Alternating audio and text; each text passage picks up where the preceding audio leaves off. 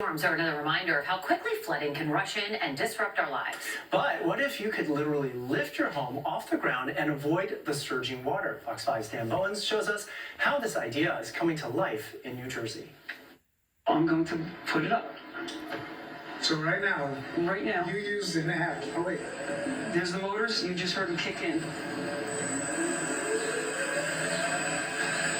Now we're going to go up to an inch. Then we're going to go up to 2 feet, 4 feet, and this particular building, we can do it to 8 feet. Prior to a hurricane event or a flood event, you can lift the home up safely so no flood waters enter the home. And after the flood event is passed, you can lower the home back down. all right. So the motor stopped. It's been like 20 minutes. How high up are we right now?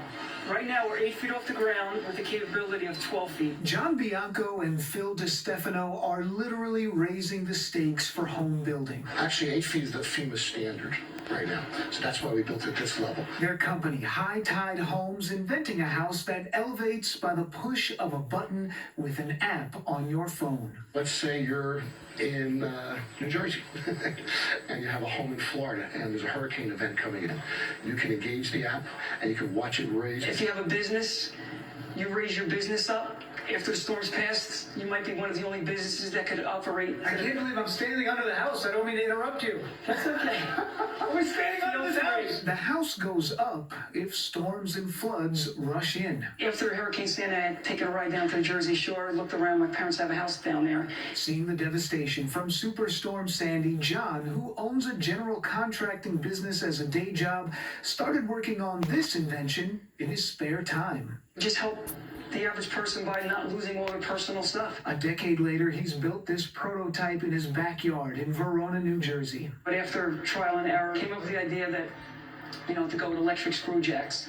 There's no hydraulics in it. No hydraulics. Instead, patented electric screw jacks inside cylinders in each corner with cameras underneath. This is the camera showing the sewer system, and there's the motors right there. Guiding a home up and down, mounted on a footing, sitting on a steel plate with a battery backup. Think of it like a corkscrew opening a wine bottle. What's happening right now inside? It's this tube right here. What's happening inside this So tube? it's almost like a corkscrew with a little motor on it, and it's turning a gear that's making this thing twist up. And it's pushing it. It's and that's pushing pushing the house. up. Right. Now, we're 8 feet off of the ground. Pretty high up. What do you do with an idea like this? You don't just leave it in your backyard. John and Phil hope to put this in low-lying communities across the country, potentially saving lives and definitely saving people's property and money for sure. The first version looked much more rudimentary, duct tape and wooden sticks, but DiStefano knew his business partner was onto something. And he had come to me and says, I have a very good idea on how we can improve building foundations so that they don't get destroyed from water damage. Okay. And he showed me this product that he built. A little crude, but it made a lot of sense. After a decade, the company now has an approval number from an organization recognizing safety standards known as the International Code Council. They say new construction of a normal-size single family costs about as much as building a home on traditional stilts. There's plenty of places that aren't coastal floodlines. Locally here, by Fairfield and Verona, there's flood zones from the Passaic River.